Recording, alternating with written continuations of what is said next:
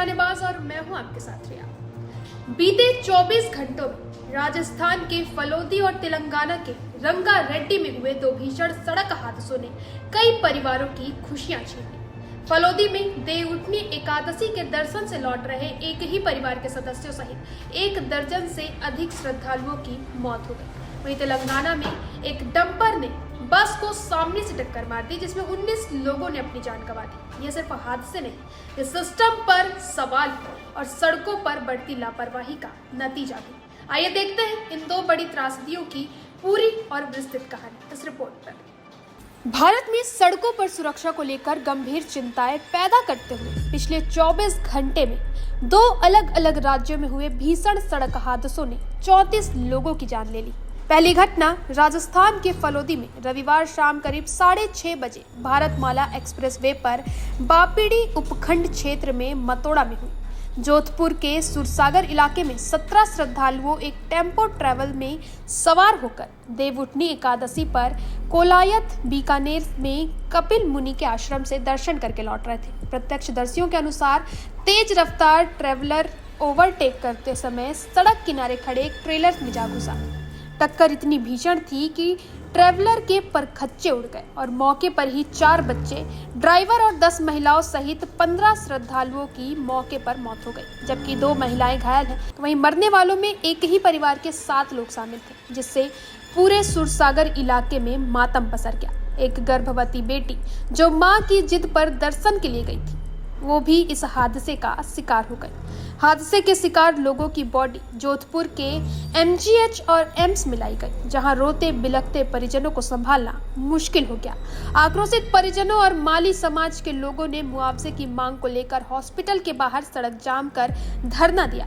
प्रशासनिक अफसरों से बातचीत के बाद यह धरना समाप्त हुआ, जिसके बाद मृतक आश्रितों को 10 लाख और जिनके परिवार में 3 या ज्यादा मौतें हुई हैं उन्हें 25 लाख तक की आर्थिक सहायता देने की घोषणा की गई। इसके अलावा प्रधानमंत्री राहत कोष से भी मृतक आश्रितों को 2-2 लाख की मदद दी जाएगी। इस बीच सोमवार सुबह तेलंगाना के रंगारेड्डी जिले में एक और दिल दहला देने वाला बड़ा हादसा हुआ।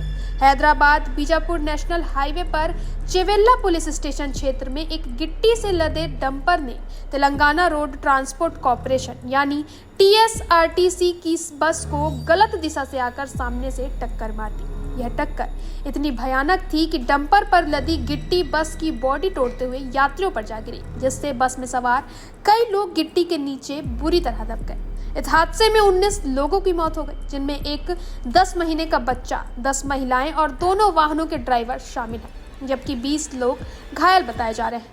घटना के वायरल वीडियो में यात्री गिट्टी में दबे हुए मदद के लिए पुकारते दिखे। बचाव दल को शवों को बाहर निकालने के लिए बस को काटना पड़ा, क्योंकि ड्राइवर सीट के पीछे का हिस्सा सबसे ज्यादा प्रभावित हुआ था।